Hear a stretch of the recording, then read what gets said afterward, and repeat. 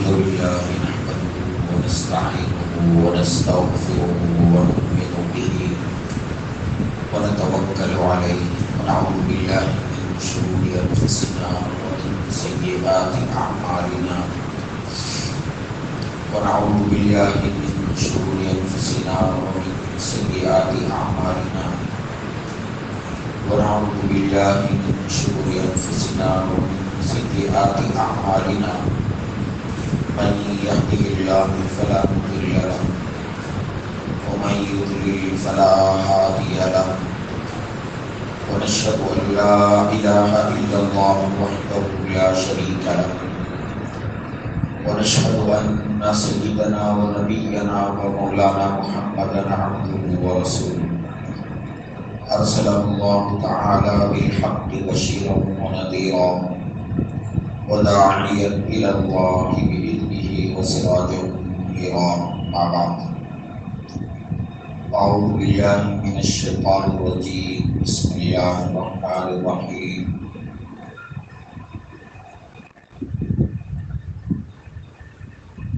الذين آمنوا وتطمئن قلوبهم بذكر الله على بذكر الله تطمئن القلوب وقال سبحانه وتعالى في مقام آخر ومن أعرض عن ذكري فإن له معيشة ضنكا وقال سبحانه وتعالى من عمل صالحا من ذكر أو أنثى وهو مؤمن فلنحيينه حياة طيبة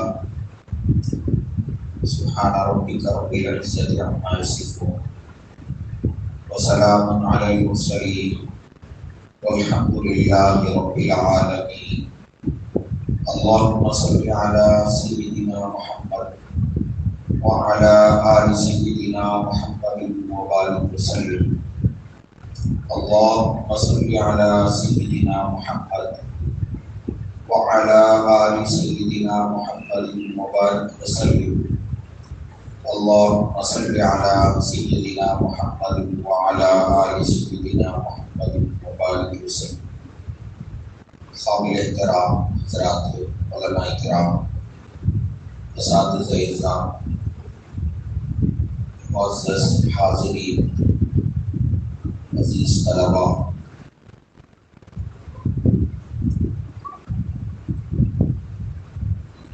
آج کی اس مبارک مجلس میں جو یہاں کے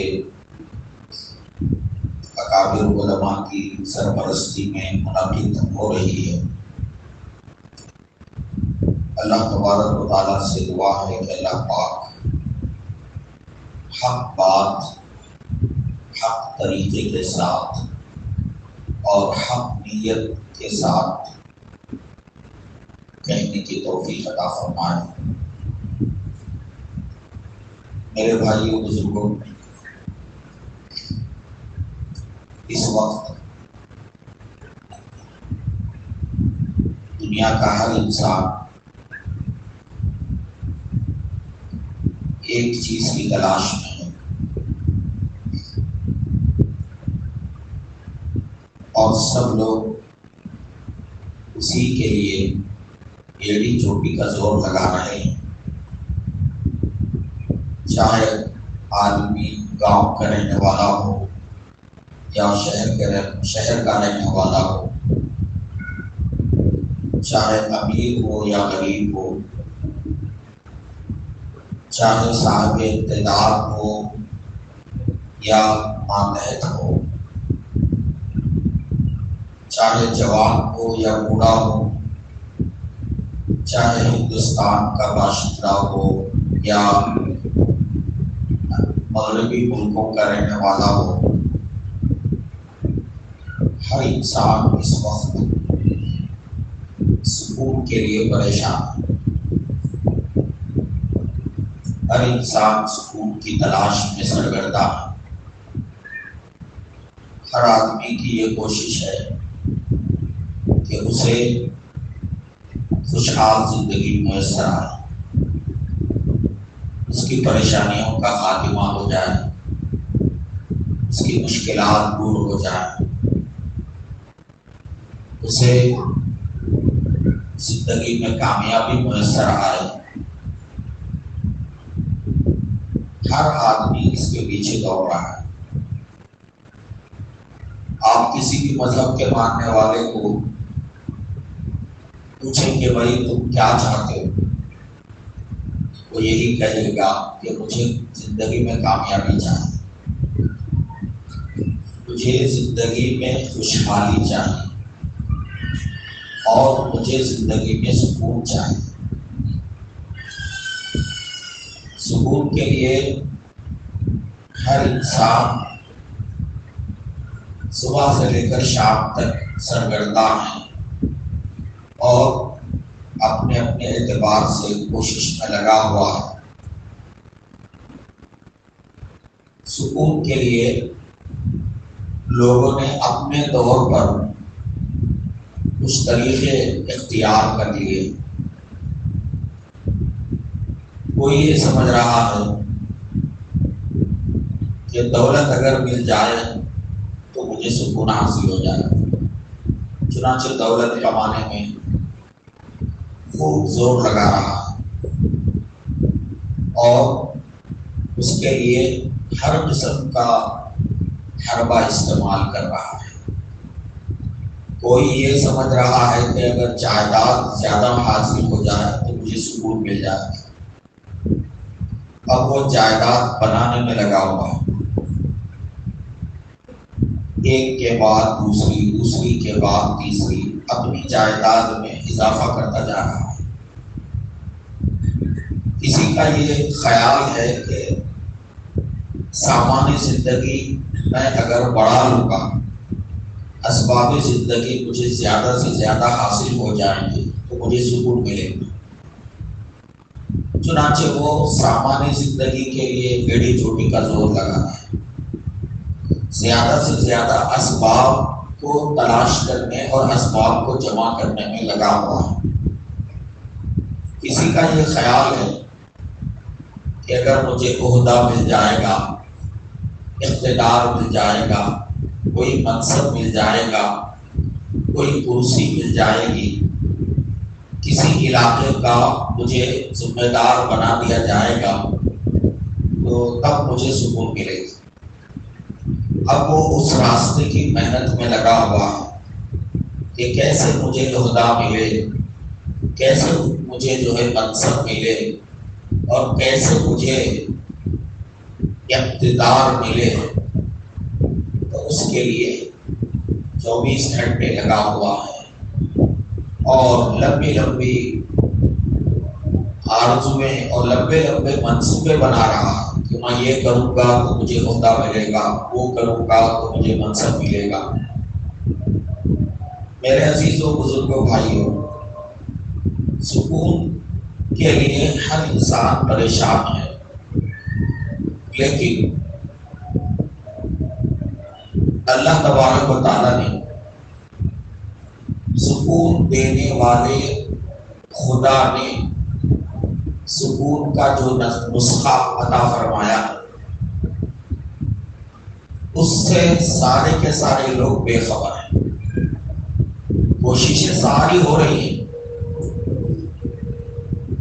ہر راستے کو اختیار کیا جا رہا ہے، لیکن انسان کو پیدا کرنے والے خدا نے اور انسانوں کو سکون عطا کرنے والے خدا نے سکون کا جو نسخہ بتایا ہے، اس کی طرف کسی کی توجہ نہیں۔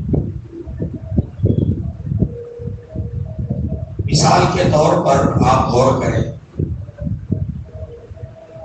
ایک آدمی چاہتا ہے کہ اسے فلاں چیز انتہائی خالص اور پیور مل جائے۔ اب شہر میں ایک ہی دکان ہے، ایک ہی مقام ہے جہاں وہ پیور خالص چیز مل سکتی ہے، پھر کہیں نہیں۔ اب اگر آدمی پورا شہر چھان لے، ہر جگہ جائے، ہر دکان کی چکر کاٹے، ہر مقام کی چکر کاٹے، لیکن جس دکان میں وہ چیز پیور ملنے والی ہے وہاں وہ نہ جائے تو ظاہر ہے اس کا پورا شہر چھان مارنا اور شہر کی ساری دکانوں کی چکر کاٹنا سب بیکار ہو جائے۔ جہاں وہ پیور چیز رکھی ہے ملنے والی ہے وہاں اگر آدمی نہیں جائے گا تو پورا شہر اگر پورے شہر کی خاک چھانے گا تو تب بھی اسے وہ چیز ملنے والی نہیں ہے۔ یہی حال آج انسانوں کا ہے میرے بھائیوں بزرگوں۔ سکون دینے والے رب نے قرآن میں اور احادیث میں سکون کس سے ملنے والا ہے وہ نسخہ بتا دیا ہے۔ اگر وہ نسخے کو اختیار کریں گے تو سکون آسانی سے مل جائے گا۔ اگر وہ نسخہ چھوڑ کر دوسرے راستے اختیار کریں گے زندگی ختم ہو جائے گی لیکن آدمی کو سکون نہیں ملے گا۔ اللہ تبارک و تعالیٰ نے سکون کا نسخہ اللہ نے کب بتایا؟ جب اللہ تعالیٰ حضرت آدم اور حضرت حوا کو دنیا میں اتار رہے تھے۔ حضرت آدم اور حضرت حوا کو جب دنیا میں بھیجا جا رہا تھا تو تب اللہ تبارک و تعالیٰ نے انہیں بتا دیا کہ دیکھو اگر اس دنیا کی زندگی میں تم اگر سکون چاہتے ہو تو تمہیں ایک کام کرنا پڑے گا۔ اللہ نے صاف فرمایا فمن تبع ہدایا فلا خوف علیہم ولا هم يحزنون۔ دیکھو دنیا میں آنے کے بعد تم میں سے جو کوئی میری ہدایت کی پیروی کرے گا، میرے احکام پر عمل کرے گا، میں اپنے نبیوں کے ذریعے جو دستور نازل کروں گا، زندگی گزارنے کا جو طریقہ میں عطا کروں گا، تم میں سے جو کوئی اس طریقے کو اپنائے گا، چاہے مرد ہو چاہے عورت ہو، تو جو میری طرف سے بتائے گئے سکون کا نسخہ استعمال کرے گا فلا خوف علیہم ولا هم يحزنون، ایسے لوگوں کے لیے نہ خوف ہوگا نہ غم ہوگا، مطلب یہ ہے کہ ان کو سکون ملے گا۔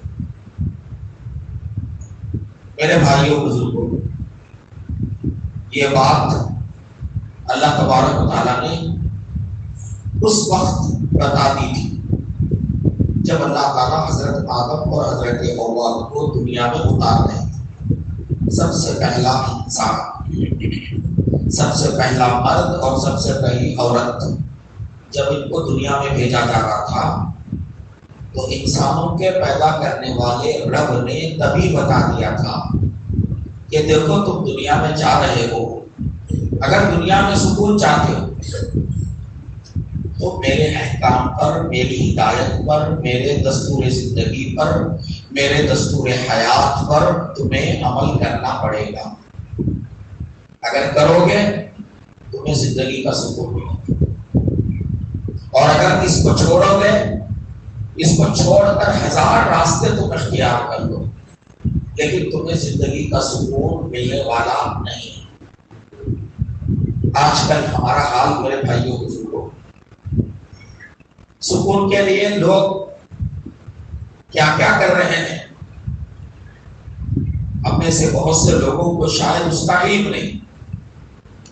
لوگ یہ سوچ رہے ہیں کہ بھائی اپنے مقام پر رہ کر گھر میں بیٹھ کے بے چینی ہو رہی ہے، چلو سکون حاصل کرنے کے لیے دور پہ چلے جائیں۔ تو کوئی سنگاپور جا رہا ہے، کوئی دبئی جا رہا ہے، کوئی جو ہے امریکہ جا رہا ہے، کوئی آسٹریلیا جا رہا ہے، اور یہ سوچ رہے ہیں کہ ٹور مار کے آئیں گے تو ہمیں سکون ملے گا. اور کچھ لوگ سکون حاصل کرنے کے لیے اپنے گھروں کو چھوڑ کر فارم ہاؤس میں جا کے رہے کہ وہ چند دن بیوی بچوں کے ساتھ وہاں جائے، ہزاروں روپئے خرچ کر کے وہاں کچھ دن گزار کے آ رہے. اور کچھ لوگ یہ سوچ رہے ہیں کہ بھائی سمندری سفر کریں گے تو سکون ملے گا، تو سمندر میں جا کے شادیاں کر رہے ہیں اور فضاؤں میں شادیاں کر رہے لوگ سوچ رہے ہیں کہ بھائی پلین کے اندر زمین اور آسمان کے درمیان فضا میں رہ کر کیا کریں گے، شادی کریں گے تو سکون ملے گا. میرے بھائیوں بزرگوں، مسلمان بھی کر رہے ہیں، غیر مسلم بھی کر رہے ہیں. غیر مسلم اگر کرتے ہیں تو کوئی حیرت کی بات نہیں ہے، لیکن ایمان والے کہنے، اپنے آپ کو ایمان والے کہنے والے مسلمان بھی سکون کے لیے مختلف طریقے استعمال کر رہے ہیں. سکون دینے والے رب نے جو نسخہ بتایا ہے اس کی طرف توجہ نہیں. سکون دینے والے رب نے اپنے کلام پاک کے اندر فرمایا الا بذکر اللہ تطمئن القلوب، خبردار ہو جاؤ، توجہ سے سنو اور آگاہ رہو، اللہ کو یاد رکھنے سے دلوں کو سکون ملتا ہے. اللہ کو یاد رکھنے سے دلوں کو سکون ملتا ہے. اس کا مطلب یہ ہوا کہ بندہ جس قدر اللہ کو یاد رکھنے کی کیفیت میں ہوگا، خدا تعالیٰ کو یاد رکھے گا، اسی قدر اسے سکون ملتا جائے. اور اس کے برخلاف بندہ جس قدر غفلت میں ہوگا، یاد کی ضد جو ہے نا غفلت، جس قدر بندہ اللہ سے غفلت میں رہے گا اسی قدر اس کا سکون جاتا رہے. زندگی کا سکون اور دلوں کا سکون اللہ کو یاد رکھنے میں ہے. بعض لوگ اللہ کو یاد رکھنے کا مطلب یہ سمجھتے ہیں کہ بھائی صبح شام تسبیحات پوری کر لوں، یہ بھی اللہ کو یاد کرنے کا ایک طریقہ ہے. لیکن یہ اللہ کو یاد رکھنا نہیں، ایک ہے اللہ کو یاد کرنا اور ایک ہوتا ہے اللہ کو یاد رکھنا.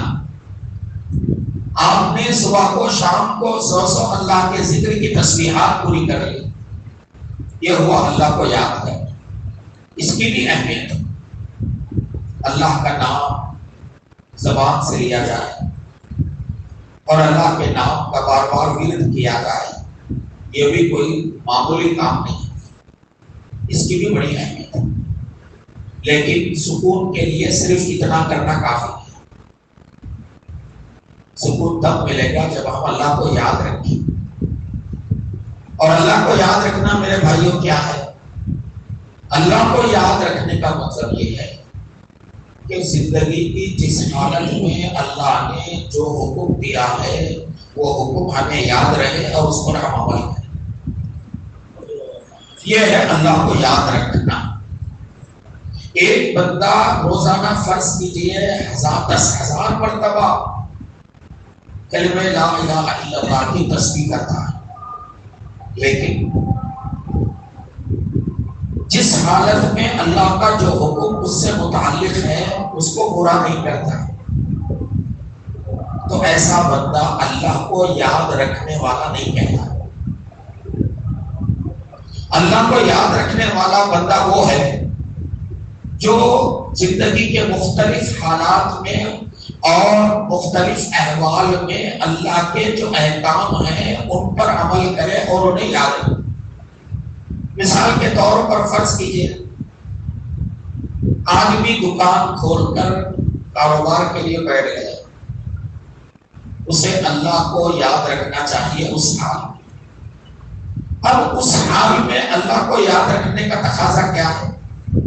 اس حال میں اللہ کو یاد رکھنے کا تقاضا یہ ہے کہ اللہ نے حکم دیا ہے کہ بھائی کاروبار میں جھوٹ مت بولو اور ناپ تول میں کمی مت کرو اور بیچی جانے والی چیز کی حقیقت کو مت چھپاؤ، جو کچھ ہے اسے صاف صاف بیان کرو اور گاہکوں کے ساتھ خیر خواہی کا معاملہ کرو، گاہکوں کو دھوکہ مت دو۔ یہ ہوا۔ اب ایک بندہ، تاجر بندہ دکان کھول کر تجارت میں مشغول ہو گیا، اگر وہ اپنی تجارت خدا کے حکم کے مطابق اور نبی کے طریقے کے مطابق کر رہا ہے تو وہ اللہ کو یاد رکھ رہا ہے۔ میرے بھائیوں بزرگوں، ہم اچھی طرح یاد ذہن میں رکھیں، ہم اگر اللہ کو یاد رکھیں گے اللہ ہمیں یاد رکھیں گے، ہم اگر اللہ کا لحاظ کریں گے اللہ ہمارا لحاظ کریں گے۔ نبی پاک صلی اللہ علیہ وسلم نے ایک کم عمر صحابی حضرت عبداللہ ابن عباس رضی اللہ عنہ، ان سے فرمایا ابن عباس احفظ اللہ، اللہ کو یاد رکھو، یحفظ کا، اللہ تمہیں یاد رکھے، تم اللہ کو یاد رکھو گے اللہ تمہیں یاد رکھے گا، تم اللہ کا لحاظ کرو گے اللہ تعالیٰ تمہارا لحاظ کرے گا۔ تو میرے بھائیوں بزرگوں، اللہ تبارک و تعالیٰ نے سکون اس میں رکھا ہے کہ ہم اللہ کو یاد رکھیں۔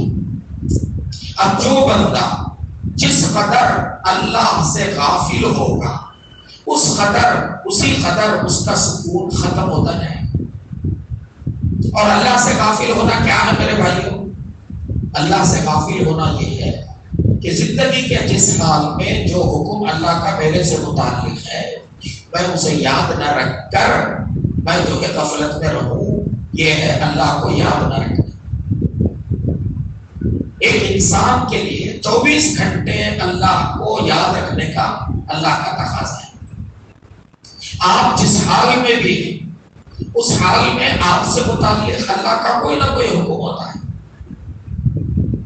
فوراً جو ہے ابھی فرض کیجئے عشاء کا وقت شروع ہو گیا، آدمی کاروبار میں ہے، کوئی کسی مصروفیت میں ہے، کوئی کسی مصروفیت میں، جو ہی عشاء کا وقت شروع ہو گیا اب اللہ کو یاد رکھنے کا تقاضا یہ ہے کہ عشاء کا وقت شروع ہو گیا، عشاء کی اذان ہو گئی تو آدمی جن جن کاموں میں لگا ہوا ہے ان سارے کاموں کو چھوڑ کر مسجد کی طرف آ جائے۔ اس وقت اللہ کو یاد رکھنے کا یہ تقاضا ہے۔ آدمی کاروبار کو پورا کر کے رات کو دکان بند کر کے گھر پر آ رہا ہے، بیوی بچوں کے ساتھ آ گیا۔ اب بیوی بچوں کے ساتھ جو ہی وہ آ گیا تو یہاں اللہ کو یاد رکھنے کا تقاضا یہ ہے کہ آدمی یہ سوچے کہ میرے رب کا حکم گھر کے اندر کیا ہے، گھر کے اندر میرے رب کا حکم میرے سے متعلق کیا ہے۔ میں گھر میں بیوی کے ساتھ بچوں کے ساتھ میں رہتا ہوں تو یہاں اللہ کا حکم وَعَاشِرُوهُنَّ بِالْمَعْرُوفِ کہ تم اپنی بیویوں کے ساتھ اچھا برتاؤ۔ تو جب تک آدمی گھر میں ہے ایسا نہیں ہے کہ اس کی طرف اللہ کا کوئی حکم متوجہ نہیں، اس کے لیے اللہ کا حکم ہے وہ یہ ہے کہ بیوی کے ساتھ، گھر والوں کے ساتھ، آل و اولاد کے ساتھ اس کا برتاؤ اچھا ہونا چاہیے۔ اب اگر آدمی گھر پر آ کر عشاء کی نماز پڑھ کے گھر چلا گیا، عشاء کی نماز پڑھا، اللہ کا حکم اس نے پورا کیا اور گھر چلا گیا، گھر جا کر بیوی کو ستانے لگے، گھر جا کر بیوی کو تکلیف دینے لگے اور گھر جا کر چھوٹی چھوٹی باتوں پر بیوی کو طعن و تشنیع کرنے لگے، تو اس کا مطلب یہ ہے کہ وہ یہاں مسجد میں تو اس نے اللہ کو یاد رکھا لیکن گھر جا کر وہ اللہ کو بھول گیا۔ یہاں یاد والی کیفیت میں تھا اور یہاں سے جا کر گھر جب گیا تو وہاں پھر غفلت والی کیفیت میں آ گیا۔ تو میرے عزیزوں، میرے بزرگوں، بھائیوں، ایک مومن کی 24 گھنٹے کی زندگی اللہ کی یاد کی شکل میں ہونا چاہیے۔ اور ہم جس کو ذکر کہتے ہیں، ذکر الہی، ذکر اللہ، اللہ کا ذکر ہم جسے کہتے ہیں، اللہ کے ذکر کا سب سے اونچا درجہ یہ ہے کہ ایک انسان ہر وقت اللہ کے احکام کو ذہن میں رکھ کر جس وقت جو اللہ کا حکم ہے آدمی وہ پورا کرے. یہ ذکر کا سب سے اعلیٰ درجہ ہے. ذکر کے معنی یہ نہیں ہے کہ آدمی تھوڑی دیر کے لیے اللہ کے ذکر کے کلمات کو دہرائے اور پھر مطمئن ہو جائے اور باہر جا کر آدمی جو جی میں آیا وہ کرنے لگے. جیسے جی میں آیا ویسے زندگی گزارے اور جیسے جی میں آیا ویسا کرنے لگے تو ایسا بندہ اللہ کو یاد رکھنے والا نہیں کہلائے گا. اور پھر اللہ تعالیٰ کی طرف سے سکون کے ملنے کا جو وعدہ کیا گیا ہے ویسے بندے کو سکون نہیں ملے گا. اس لیے میرے بھائیوں بزرگوں یہ بات اللہ نے ایک جگہ نہیں مختلف طریقوں سے قرآن پاک میں الگ الگ مقامات پر اللہ نے یہ بات ذکر فرمایا. مثال کے طور پر ایک جگہ اللہ تبارک و تعالیٰ نے اسی مضمون کو یعنی انسان کا سکون کس چیز میں ہے. ہر بندہ خوشحال زندگی چاہتا ہے, ہر بندہ پرسکون زندگی چاہتا ہے. تو انسان کی پرسکون زندگی کیسے ہے اس کا ذکر کرتے ہوئے ایک جگہ اللہ تعالیٰ فرماتے ہیں کہ تم میں سے جو کوئی چاہے مرد ہو چاہے عورت ہو نیک عمل کرے وہ ہوا مؤمن اور وہ ایمان والا. تو ایمان کی حالت میں جو کوئی نیک عمل کرے جس کو عمل صالح کہا جاتا ہے اللہ فرماتے ہیں فَلَنُحْيِيَنَّهُ حَيَاةً طَيِّبَةً. جو ان دو باتوں کا خیال کرے ایک ایمان چاہیے اور دوسرے نیک عمل. نیک عمل کسے کہتے ہیں؟ علماء کرام فرماتے ہیں نیک عمل کا مطلب یہ ہے کہ جس وقت اللہ کا جو حکم ہے آدمی وہ حکم پورا کرے تو ایسا بندہ نیک عمل کرنے والا ہے. عمل صالح کا مطلب کیا ہے؟ عمل صالح کا مطلب اللہ کے منشے کو پورا کرنا, اللہ اس کے رسول کے منشے کو پورا کرنا. زندگی کے تمام معاملات میں اللہ اور اس کے رسول کے منشے کو پورا کرنا یہ نیک عمل ہے. اللہ فرماتے ہیں جو ایمان کے ساتھ نیک عمل کرے گا فَلَنُحْيِيَنَّهُ حَيَاةً طَيِّبَةً, ہم اس کو بہترین سکون کی زندگی عطا کریں. قرآن پاک میں اس کو حیات طیبہ کہا ہے. اور یہ بات آخرت کے بارے میں نہیں کہی جا رہی ہے, آخرت کے بارے میں آگے وَلَنَجْزِيَنَّهُمْ أَجْرَهُمْ بِأَحْسَنِ مَا كَانُوا يَعْمَلُونَ. یہ تو آخرت کا معاملہ ہے. یہ حیات طیبہ دینے کا جو وعدہ شروع میں کیا گیا اس کا تعلق اس دنیا سے. اس دنیا میں کسی کو اگر حیات طیبہ چاہے یعنی سکون والی زندگی تو اسے کیا کرنا ہے میرے بھائیوں بزرگوں؟ اسے دو ہی کام کرنی ہے, ایک ہے ایمان اور دوسرے عمل صالح. زندگی کا سکون مل جائے, زندگی کا سکون مل جائے ایمان اور اعمال صالحہ. اعمال صالحہ کے اندر میرے بھائیوں پوری شریعت اور پورا دین اس کے اندر داخل. زندگی کے ہر معاملے میں اللہ کے احکام پورا کرنا, اللہ کا حکم اور نبی کا طریقہ پورا کرنا, اس کا نام عمل صالح. اور عمل صالح اور ایمان کی بنیاد پر اللہ تعالیٰ فرما رہے ہیں کہ جو یہ دو کام کرے گا میں اس کو حیات طیبہ یعنی سکون کی زندگی میں اس کو عطا کروں. اسی کو اللہ تبارک و تعالیٰ نے دوسری جگہ پر جب حضرت آدم اور حوا کو بھیجا جا رہا تھا تو اس کا ذکر کرتے ہوئے اللہ نے فرمایا قُلْنَا اهْبِطُوا مِنْهَا جَمِيعًا. ہم نے کہا سب کے سب ادھر جاؤ, دنیا میں آ جاؤ. فَإِمَّا يَأْتِيَنَّكُم مِّنِّي هُدًى, تمہارے پاس میری ہدایت آئے گی. یہ ہدایت کیا ہے میرے بھائیوں؟ ہدایت ایمان اور اعمال صالحہ کا نام, یعنی ایمان لانے کے بعد اللہ کے حکموں کو پورا کرنا. فرمایا کہ جو تم میں سے جو کوئی میری ہدایت کی پیروی کرے گا فَمَن تَبِعَ هُدَايَ فَلَا خَوْفٌ عَلَيْهِمْ وَلَا هُمْ يَحْزَنُونَ. جو میری ہدایت کی پیروی کرے گا یعنی میرے بتائے ہوئے طریقے کے مطابق زندگی گزارے گا تو اس کے لیے نہ خوف ہوگا اور نہ غم ہوگا.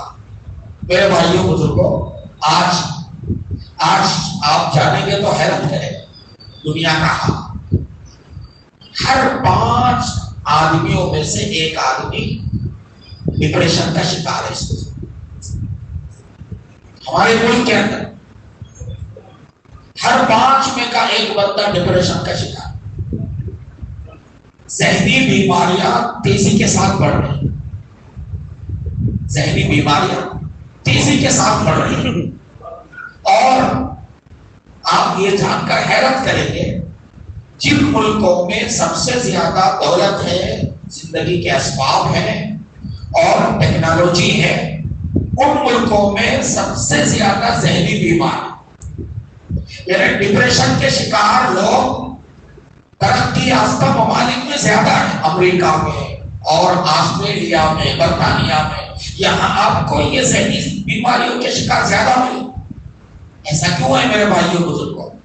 اس لیے کہ ذہنی سکون کا جو نسخہ اللہ نے انسانوں کو پیدا کرنے والے رب نے ذہنی سکون کا جو نسخہ بتایا ہے، اس کو چھوڑ کر دوسرے راستوں میں لوگ کیا کر رہے ہیں؟ سکون تلاش کر رہے ہیں۔ اس کے لیے سارا زور لگایا جائے۔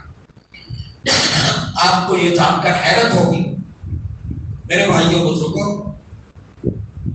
یہ جو فلموں میں کام کرنے والی جو عورتیں ہوتی ہیں نا، مرد ہوتے ہیں یا عورتیں جو بھی ہوتے ہیں، آپ کو معلوم ہے، ہم میں سے ہر بندہ جانتا ہے، ان کے پاس اسباب عیش کی کوئی کمی نہیں، عیش و عشرت کے سارے اسباب ان کے پاس ہیں۔ لیکن بارہا آپ نے سنا ہوگا فلموں میں کام کرنے والی نہایت حسین و جمیل عورتیں، ان کی خودکشی کے واقعات آئے دن ہوتے ہیں۔ خودکشی کون کر رہا ہے؟ جس کے پاس دولت سب سے زیادہ۔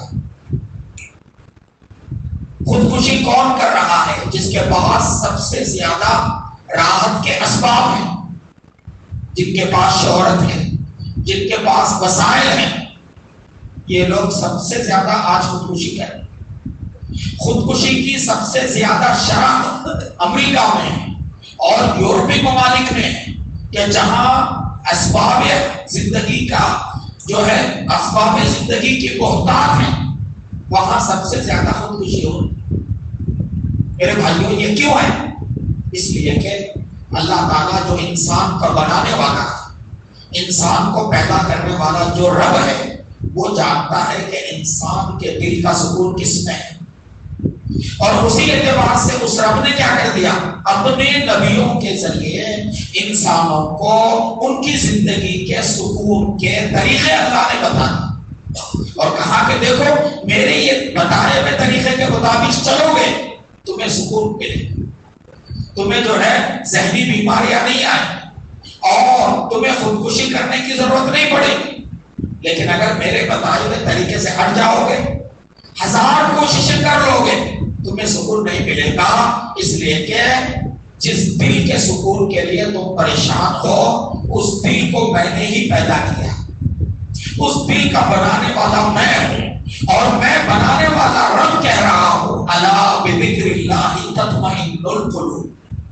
اللہ کے ذکر سے، اللہ کو یاد رکھنے سے دلوں میں اطمینان آئے، دلوں میں سکون آئے، اور اللہ کو بھولیں گے اور اللہ سے غافل ہوں گے، چاہے کتنا ہی زور لگاؤ، کتنی ہی دولت تمہارے پاس آ جائے، تم ارب پتی بن جاؤ، کروڑ پتی بن جاؤ، تم جو ہے دنیا کی آدھی دنیا کی دولت تمہارے پاس آ جائے، لیکن اگر دلوں کے سکون کا جو نسخہ میں نے بتایا ہے اس پر اگر عمل نہیں کرو گے تو ان سارے اسباب کے ساتھ اور دنیا بھر کی دولت کے ساتھ تم جو ہے سکون سے محروم ہو جاؤ۔ اس لیے میرے عزیزوں، میرے بزرگوں، میرے بھائیوں، سکون کا جو راستہ خدا نے بتایا اس راستے کو ہم اپنائیں، اور وہ راستہ کیا ہے؟ دینداری کا راستہ، اللہ کے احکام پر عمل کرنے کا راستہ، اور اللہ کے دین پر مضبوطی سے جمے رہنے کا راستہ۔ جس بندے کی زندگی میں جتنا اللہ کا دین ہوگا، اللہ کے احکام ہوں گے، اتنا وہ بندہ سکون میں رہے گا۔ آپ نے دیکھا ہوگا دنیا کے اندر سب سے زیادہ سکون والے اللہ والے ہوتے ہیں۔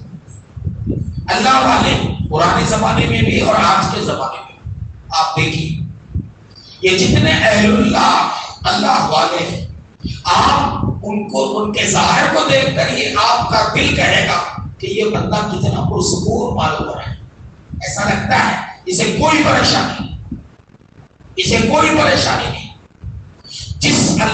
جو اللہ والا جتنا زیادہ اللہ کی محبت اس کے دل میں ہے اور اللہ کے احکام پر چلتا ہے، اتنا اس کی زندگی میں آپ کو سکون نظر آتا ہے۔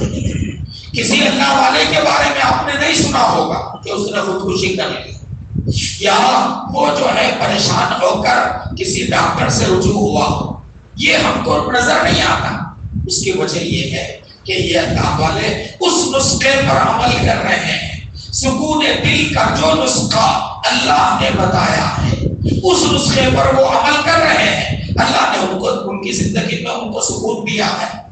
اس لیے میرے عزیزوں، میرے بزرگوں، بھائیوں، بے دینی کی زندگی اگر گزر رہی ہے فوراً توبہ کریں، اللہ سے معافی تلافی کریں اور اللہ تعالیٰ سے اپنا معاملہ درست کریں۔ ہم اللہ سے اپنا معاملہ درست کر لیں گے اور اسی وقت اگر ہم فیصلہ کر لیں کہ بھائی سارے گناہوں کو ہم چھوڑیں گے اور سارے گناہوں سے سچی توبہ کر کے اطاعت و فرما برداری والی زندگی گزاریں گے، تو اللہ تعالیٰ ابھی ہم کو زندگی کا سکون عطا کرے۔ میرے بھائیوں بزرگوں، یہ گناہوں کا جو راستہ ہے، یہ راستہ بے سکونی کا راستہ، گناہوں کا راستہ، بے سکونی کا راستہ۔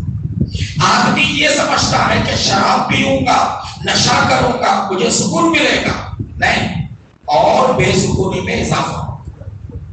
آدمی یہ سوچتا ہے کہ شہوت پوری کروں گا، جائز ناجائز ہر طریقے سے جو ہے شہوت اپنی پوری کر لوں گا تو مجھے سکون ملے گا، نہیں ملے گا، اور بے سکونی میں اضافہ ہوگا۔ جتنا ہم گناہ میں آگے نکلیں گے میرے بھائیوں، ہماری بے سکونی میں اضافہ ہوگا۔ ہر گناہ آدمی کے سکون کو برباد کرتا ہے، ہر اللہ کی نافرمانی آدمی کو جو ہے آدمی کے سکون کو برباد کرتی ہے۔ انسان سمجھتا ہے کہ گناہ کرنے سے اسے سکون ملے گا، نہیں۔ میرے وہ دوستوں بھائیوں، سکون حاصل کرنے کے لیے سب سے پہلا جو کام ہے وہ اللہ کی نافرمانیوں سے سچی توبہ کرنا، ہر تمام گناہوں سے سچی توبہ کرنا اور یہ فیصلہ کرنا کہ اب میں آنے والے دنوں میں اللہ کی نافرمانی سے بچوں گا، گناہ کو چھوڑ دوں گا۔ یہ فیصلہ ہم کر لیں گے اور گناہوں سے پاک زندگی گزاریں گے تو پھر سکون ہمارا لوٹ کر آئے۔ یہ بالکل طے شدہ، یہ بالکل طے شدہ ہے۔ وَمَنْ أَعْرَضَ عَنْ ذِكْرِي فَإِنَّ لَهُ مَعِيشَةً ضَنْكًا۔ اللہ فرماتے ہیں جو میری یاد سے منہ پھیر لیتا اس کی زندگی تنگ ہو جاتی۔ تنگی، زندگی کی تنگی اور زندگی کی پریشانی میرے بھائیوں، اللہ سے اعراض کرنا اور اللہ کی یاد سے منہ پھیر لینا اور گناہوں کے راستے پر بڑھ جانا۔ آج ہماری نئی نسل، ہمارے نوجوان یہ جو ہاتھ میں موبائل آ گیا، اس موبائل نے گناہوں کا ایک پٹارا کھول دیا، گناہوں کا ایک سیلاب ہے، بہتے جا رہے اس وقت، کوئی حد نہیں ہے میرے بھائیوں بزرگوں۔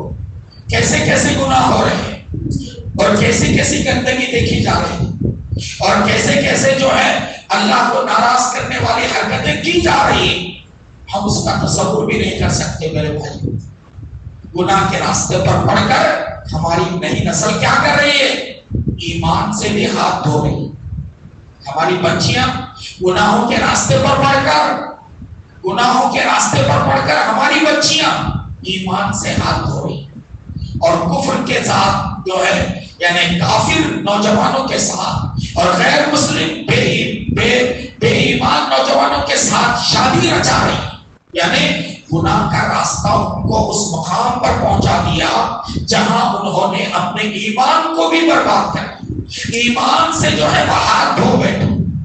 اس لیے میرے بھائیوں، میرے بزرگوں، ہمیں کیا ضرورت ہے؟ اللہ کی نافرمانیوں سے سچی توبہ کرنا ہے اور گناہوں کی زندگی سے سچی توبہ کرنا ہے اور اطاعت والی زندگی اختیار کرنا ہے، اسی میں اللہ نے سکون رکھا ہے۔ ہمارا سکون اللہ نے اسی میں رکھا ہے۔ مرد اگر گناہوں سے توبہ کر کے اطاعت والی زندگی پر آئے گا، مرد کو سکون ملے گا۔ عورتیں اگر گناہوں سے توبہ کر کے اطاعت والی زندگی میں آئیں گی، عورتوں کو سکون ملے گا۔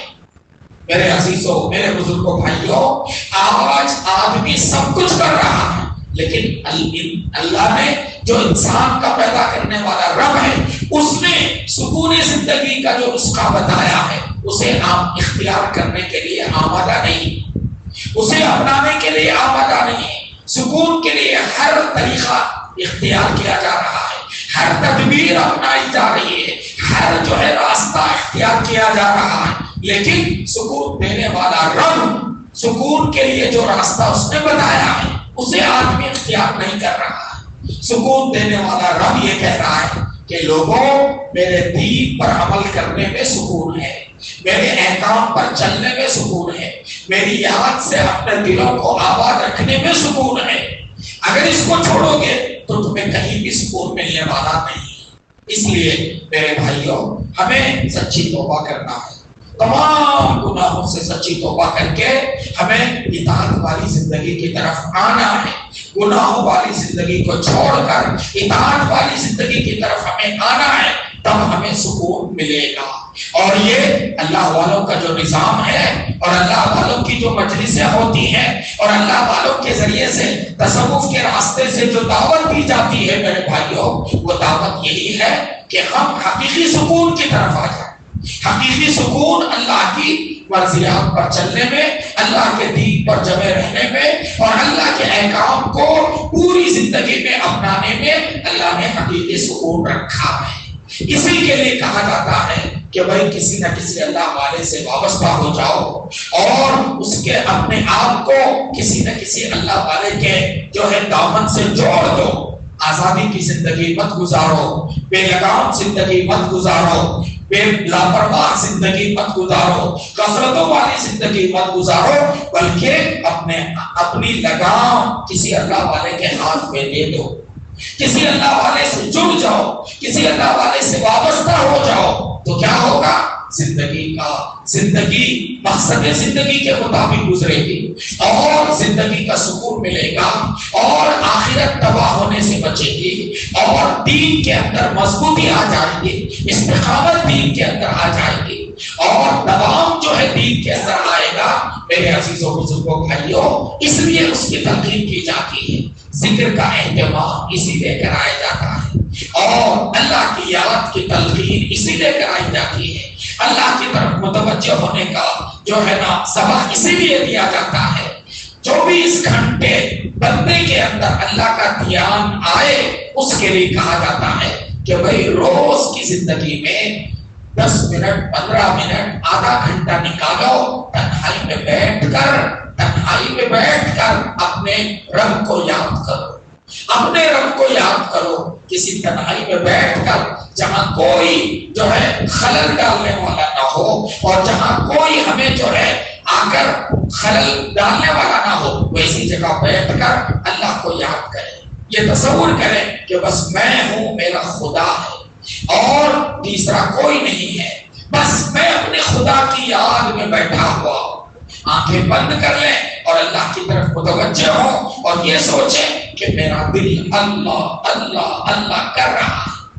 جیسے زبان سے اللہ کو یاد کیا جاتا ہے، اسی طرح سے دل سے اللہ کو یاد کیا جاتا ہے اور یہ دل سے یاد کرنا زیادہ مؤثر ہوتا ہے۔ اور دل سے اللہ کو یاد کرنے کا طریقہ یہ ہے کہ آدمی کیا کرے؟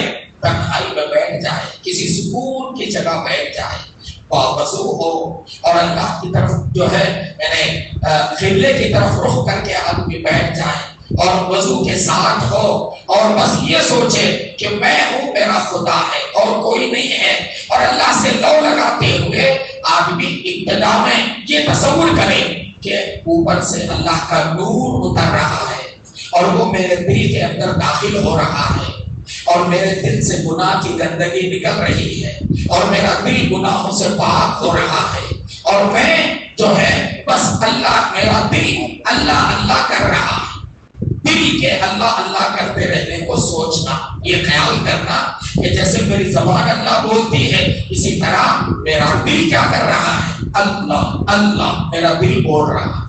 دل کی ایک دھڑکن کے ساتھ اللہ کی یاد کو سوچنا، اللہ کے نام کو جو ہے سوچتے رہنا کہ دل دھڑکتے ہوئے اللہ اللہ کہتے ہوئے دھڑک رہا ہے اور دل میرا اللہ اللہ کر رہا ہے۔ اس کو میرے بھائیوں ذکر قلبی کہتے ہیں اور اس کو جو ہے مراقبہ بھی کہا جاتا ہے۔ یہ کوئی معمولی چیز نہیں ہے۔ اگر آدمی پابندی کے ساتھ اور اہتمام کے ساتھ یہ مراقبہ کرے گا اور ایسا دل سے اللہ کو یاد کرے گا، ذکر قلبی کرے گا، تو اس کے دل پر اثر ہوگا اور دل کے اندر تبدیلی آنا شروع ہو جائے گی اور دل میں اللہ کی محبت جاگے گی اور گناہوں سے نفرت ہونے لگے گی اور آدمی آہستہ آہستہ اللہ سے قریب ہوتا رہے گا۔ مگر شرط یہ ہے کہ روزانہ یہ کام کرنا، رات کو سونے سے پہلے یا رات کو تہجد میں جب تہجد کے لیے بیدار ہو تو تہجد سے فراغت کے بعد آدمی سکون کے ساتھ بیٹھے اور یہ خیال کرے کہ بس میرا دل اللہ اللہ اللہ بول رہا ہے۔ میرے بھائیوں یہ طریقہ اختیار کریں گے تو انشاءاللہ بے پناہ فائدہ ہوگا اور اللہ کی یاد سے جو سکون میسر ہوتا ہے اس کا بھی آدمی کو اس میں احساس ہونے لگے گا۔ اللہ تعالیٰ ہم سب کو عمل کی توفیق عطا فرمائے۔ تھوڑی دیر کے لیے ہم ذکر قلبی کر لیں گے، اس کے بعد انشاءاللہ پھر دعا ہوگی اور یہ مجلس اختتام کو پہنچے۔ اعلان کرنا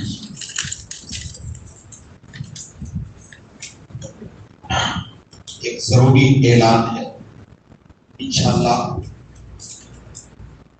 اسکول اور کالج کے طلباء کے لیے رمضان کو اس کے نام سے اردو اور انگریزی میں رمضان سے متعلق ہمارے بچوں کے اندر رمضان کے بارے میں، رمضان کے مسائل کے بارے میں معلومات ہمارے بچوں کو ہو جائیں، تو اس کے لیے میرے بھائیوں رمضان کو اس کا انعقاد عمل میں آ رہا ہے۔ 26 فروری اس کی تاریخ ہے۔ 26 فروری کو بروز اتوار صبح 10 بجے تا دوپہر 1 بجے یہ امتحان منعقد ہوگا رمضان کو اس کے نام سے۔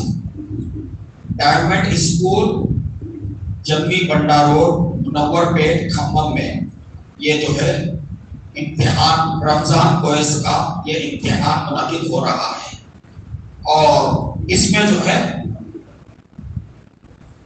جلسہ اس پروگرام میں جو بچے اعلیٰ نمبرات سے کامیاب ہوں گے تو ان کے لیے باقاعدہ جلسہ منعقد ہوگا اور وہ جلسہ 12 مارچ 2023 بروز اتوار صبح 10 بجے تا ظہر کو انعامی جلسہ منعقد کیا جائے گا۔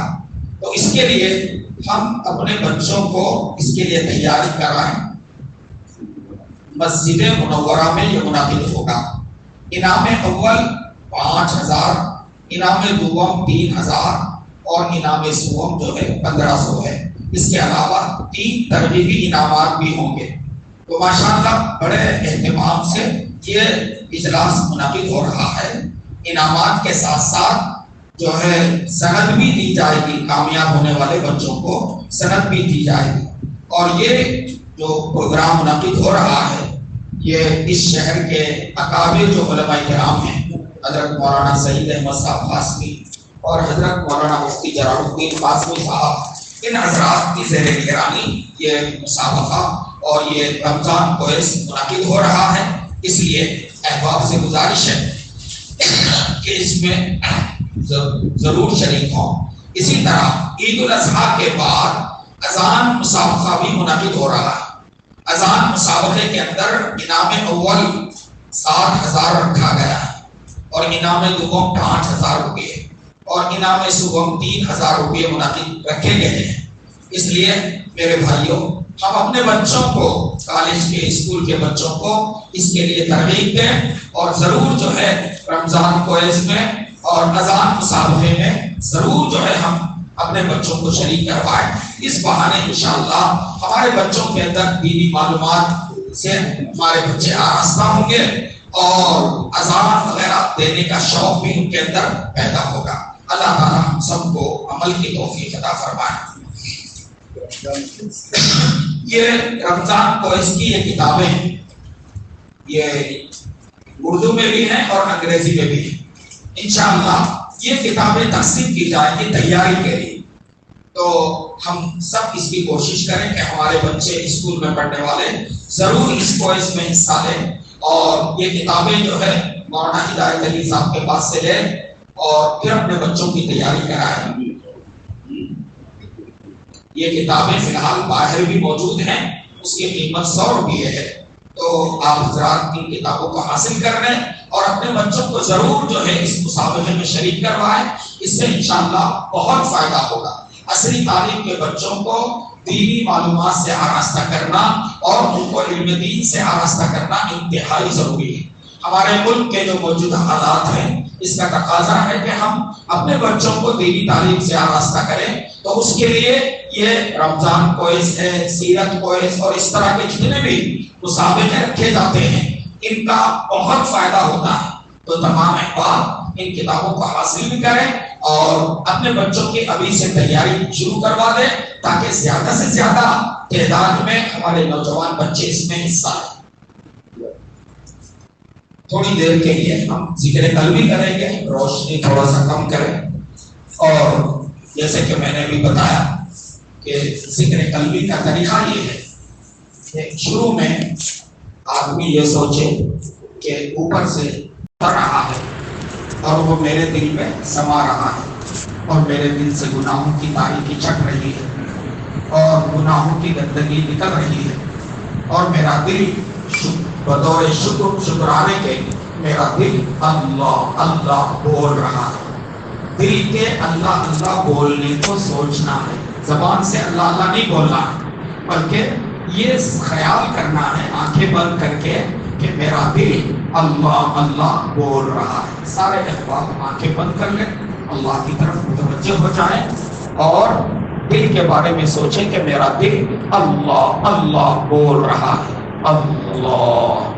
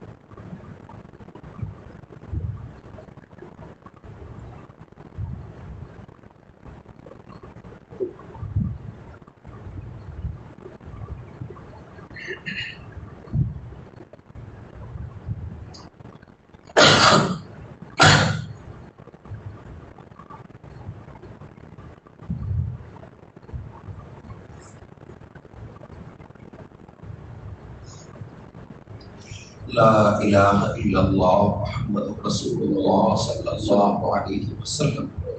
درود شریف پڑھنے دعا کریں. اللہم صلی علی سیدنا محمد وعلی آل سیدنا محمد وبارک وسلم.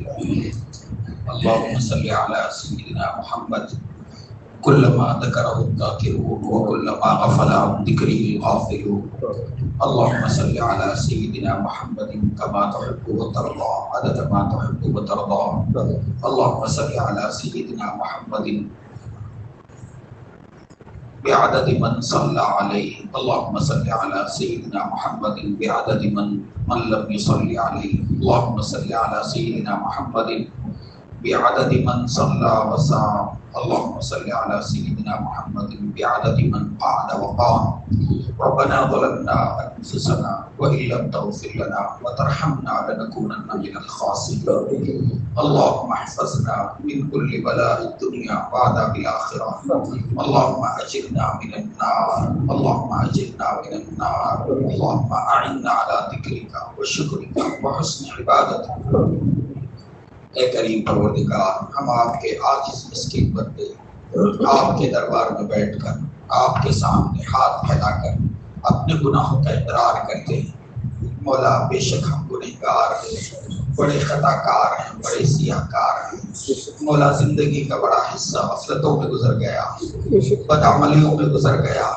مولا آپ کی نعمتیں استعمال کرتے رہے اور آپ کی اے اللہ ناشکری کرتے رہے۔ الہ العالمین الہ العالمین، پتہ نہیں زندگی کا کتنا وقت باقی رہ گیا ہے، پتہ نہیں کب زندگی کس گلی میں زندگی کی شام ہو جائے۔ الہ العالمین الہ العالمین، موت کے بعد کے مراحل انتہائی کٹھن ہیں۔ الہ العالمین، ہم سب کو مولا اپنے کرم سے اپنے فضل سے ہمارے گناہوں کو معاف فرما دیجیے۔ مولا گناہوں کی مغفرت کے طالب ہے، گناہوں کی مغفرت کی بھیک مانگتے ہیں۔ مولا آپ ہی نے قرآن مجید میں فرمایا کہ مانگنے والوں کو مت چھوڑو۔ مولا ہم مانگ رہے ہیں، آپ کے سامنے سوالی بن کر ہیں۔ الہ العالمین، ہمیں مت چھڑک دیجیے۔ مولا ہمیں مولا اپنے گناہوں کے دلدل میں ہم پھنسے ہوئے ہیں۔ الہ العالمین، کرم کا معاملہ کر دیجیے۔ مولا بھیک ڈال دیجیے، مولا بھیک ڈال دیجیے۔ مولا معاف فرما دیجیے، مولا معاف فرما دیجیے۔ مولا زندگی کا ایک ایک لمحہ جو آپ سے غفلت میں گزرا ہے، مولا بے شک ہم بڑے قصوروار ہیں۔ الہ العالمین الہ العالمین، ہماری مغفرت فرما دیجیے۔ مولا اسی مجلس میں فیصلہ فرما دیجیے۔ مولا معافی کا فیصلہ فرما دیجیے۔ مولا مغفرت کا فیصلہ فرما دیجیے۔ مولا معاف کر دیجیے، مولا معاف فرما دیجیے۔ مولا مغفرت کا اعلان فرما دیجیے۔ الہ العالمین الہ العالمین، اگر آپ گناہ معاف نہ فرمائے تو کون ہمارے گناہوں کو معاف کرے گا؟ مولا کس در پہ جائیں گے؟ مولا کہاں اپنا دکڑا سنائیں گے؟ مولا آپ کا بس ایک در ہے، اسی در سے مغفرت ملنی ہے۔ مولا اسی در سے ہماری بخشش ہونی ہے۔ الہ العالمین، کرم فرما دیجیے، رحم فرما دیجیے۔ مولا آپ نے قرآن میں فرمایا، اے میرے وہ بندو جنہوں نے گناہ کیا ہے، اپنے آپ پر ظلم کیا ہے، میرے بندو مایوس مت ہو جاؤ، میں تمہارے گناہوں کو معاف کروں گا۔ مولا آپ نے قرآن میں اعلان فرما دیا ہے، مولا معاف کر دیجئے۔ ہم آپ کے گنہگار بندے آپ سے مانگ رہے ہیں، مولا بھیک مانگ رہے ہیں۔ مولا ہمیں بھیک ڈال دیجئے، ہمارے گناہوں کو معاف فرما دیجئے۔ الہ العالمین، اس مجلس میں مولا بہت سے آپ کے بندے ہیں، مولا آپ کی محبت میں آئے ہیں، مولا آپ سے امیدیں لے کر آئے ہیں۔ وہ امید لے کر آئے ہیں کہ یہاں دعا ہوگی، دعاؤں میں مولا اب ان کی جو ہے بیماریاں جائیں گی، ان کی مرادیں پوری ہوں گی۔ مولا بڑی بڑی امیدیں لے کر آئے ہیں۔ الہ العالمین، ان سارے بندوں کو مولا ہم سب کو مولا تمام بیماریوں سے شفا عطا فرما دیجیے۔ مولا تمام بیماریوں سے شفا عطا فرما دیجیے۔ مولا جتنے پریشان حال ہے، مولا سب کی پریشانیوں کو دور فرما دیجیے۔ مولا سب کو اپنی رحمت کی چادر میں ڈھانپ لیجیے۔ مولا رحمت کی چادر میں ڈھانپ لیجیے۔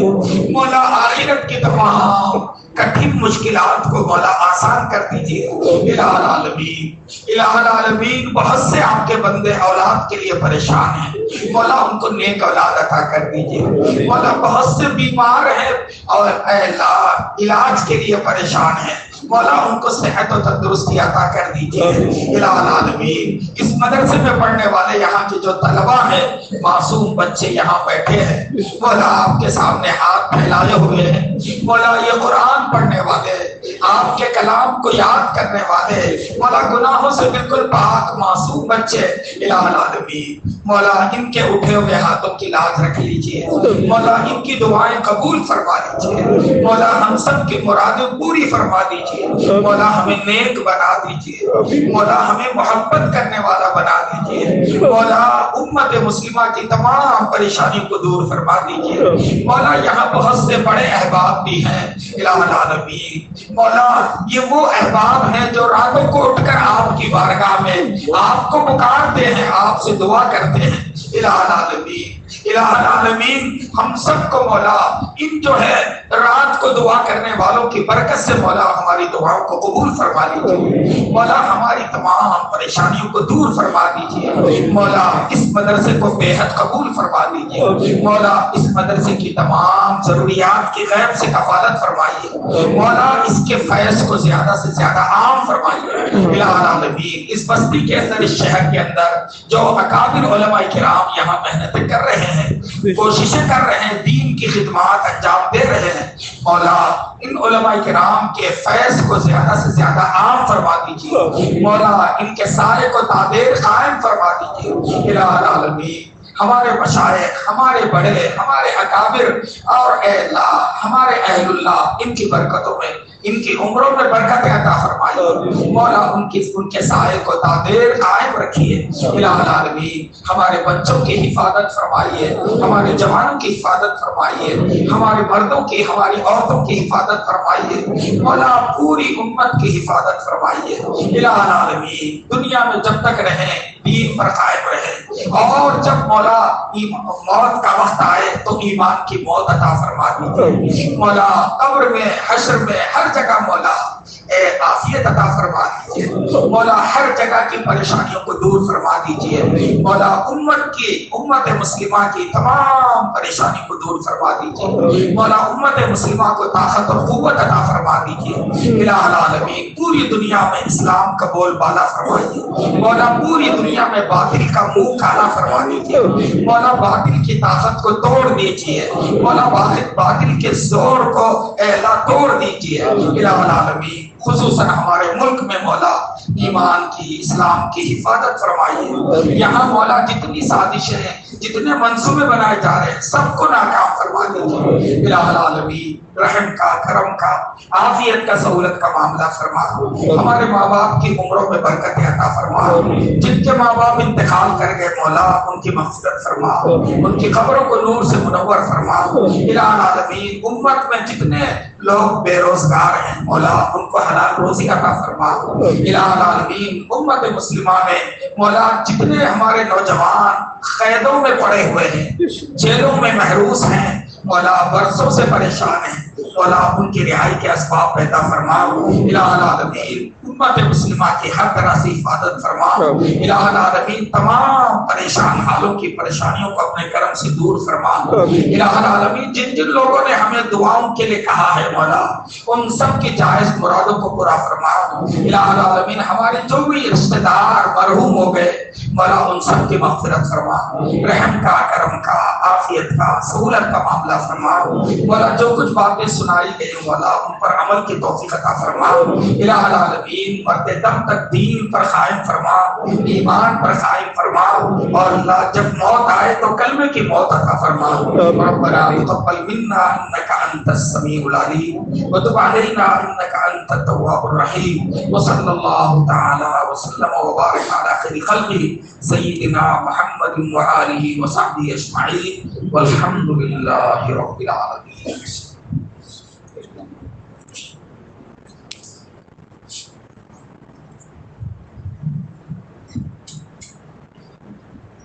ابھی اذان ہوگی، انشاءاللہ اذان کے 5 منٹ کے بعد جماعت ہوگی، اس جماعت کے بعد آپ تمام افراد کے لیے کھانے کا نظم ہے، آپ سب اطمینان سے کھانا کھانے تشریف لیں۔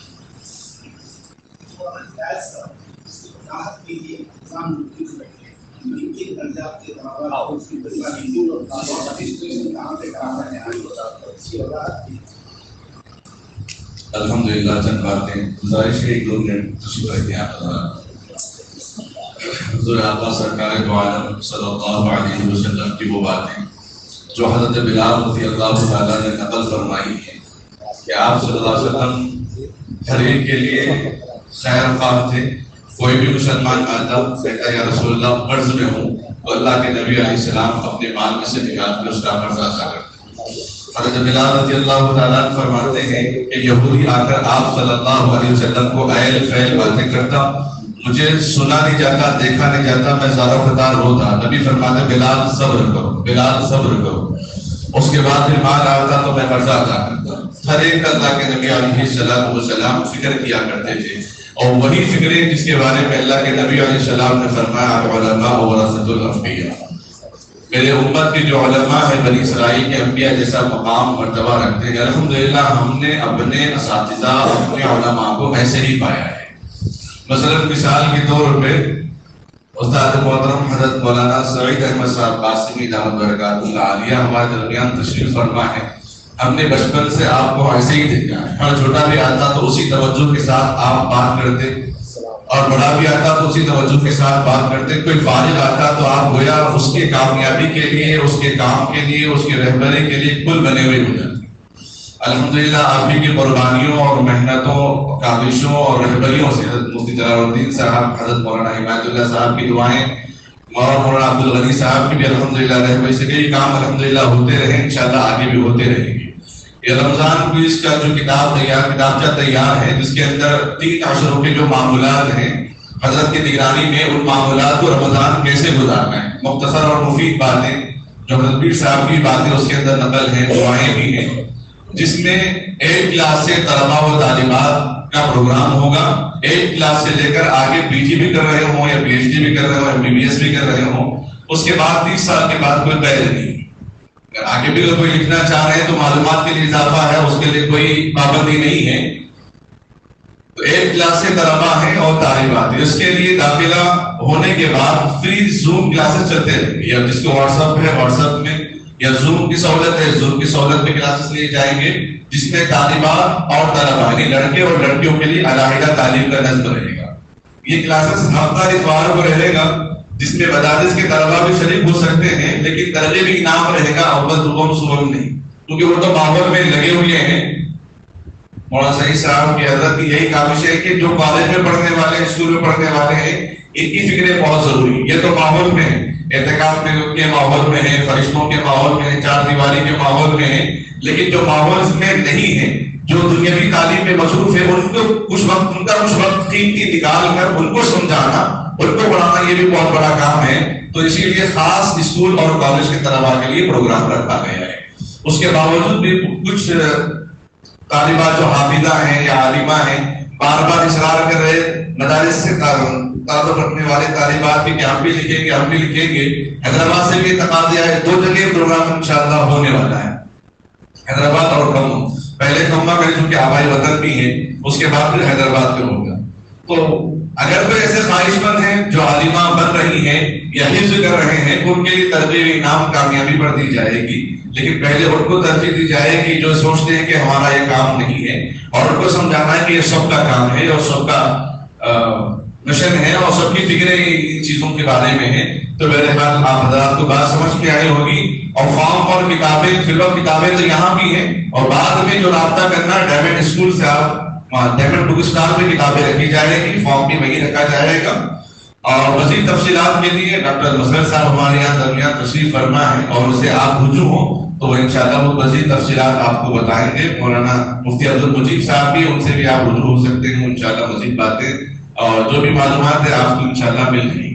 اللہ سے دعا ہے اللہ تعالیٰ ہم تمام امت مسلمہ کو کہنے سننے سے زیادہ عمل کرنے کی سعادت نصیب فرمائے, اور اصلاحی مجلس کا جو آئندہ مسجد منورہ میں ہوگا, جہاں بھی ہوگا انشاءاللہ, چونکہ والد محترم کی یہی ہمیشہ بچپن سے یہی نصیحت رہی کہ بھئی ہمارے جو اکابر ہیں, علماء ہیں, آپ کے استاد ہیں, ان کی رہبری میں آپ کو کام کرنا ہے. انشاءاللہ جہاں بھی پروگرام رہیں گے اکابروں کی دعاؤں اور حضرت مولانا سعید صاحب جلال صاحب کے نگرانی میں انشاءاللہ سرپرستی میں پروگرام چلتا رہے گا, تاکہ بڑوں کی نگرانی میں رہیں گے تو انشاءاللہ کام خیر عافیت کے ساتھ ہوگا. اللہ ہم سب کو عمل کی توفیق عطا فرمائے.